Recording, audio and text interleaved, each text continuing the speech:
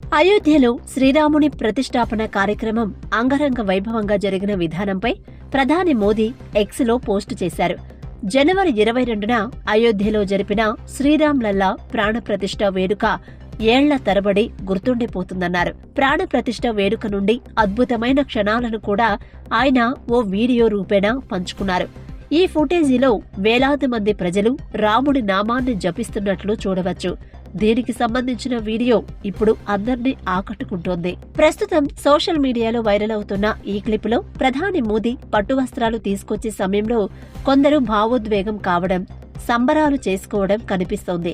ఆ తర్వాత రాముడి తేజస్సు, మోదీ హారతి, భక్తుల భజనలు లాంటి అద్భుతమైన సన్నివేశాలు ఈ వీడియోలో ఉన్నాయి. చివరగా రామ్లల్లాకు మోదీ సాష్టాంగ నమస్కారం చేయడం అందర్నీ విశేషంగా ఆకట్టుకుంది. ఆ తర్వాత పవిత్రోత్సవంలో పాల్గొన్న వారిపై మోదీ పూలు చల్లడం, అందరికీ నమస్కారం చేయడంతో ఈ వీడియో ముగుస్తుంది.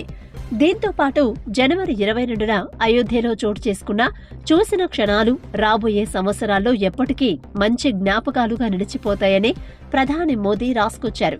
రామమందిరం ప్రాణప్రతిష్ఠ. సోమవారం అయోధ్యలో రామమందిరంలోని రామ్లల్లా విగ్రహం ప్రాణప్రతిష్ఠను ప్రధాని నరేంద్ర మోదీ నిర్వహించారు.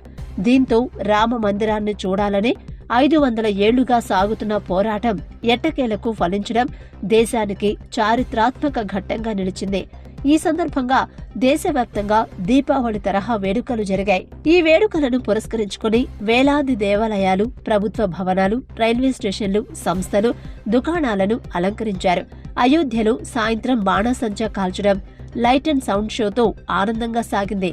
దేశంలోని అనేక ఘాట్లు కూడా శ్రీరాముడికి స్వాగతం పలికేందుకు ప్రత్యేక లైట్లతో అలంకరించారు.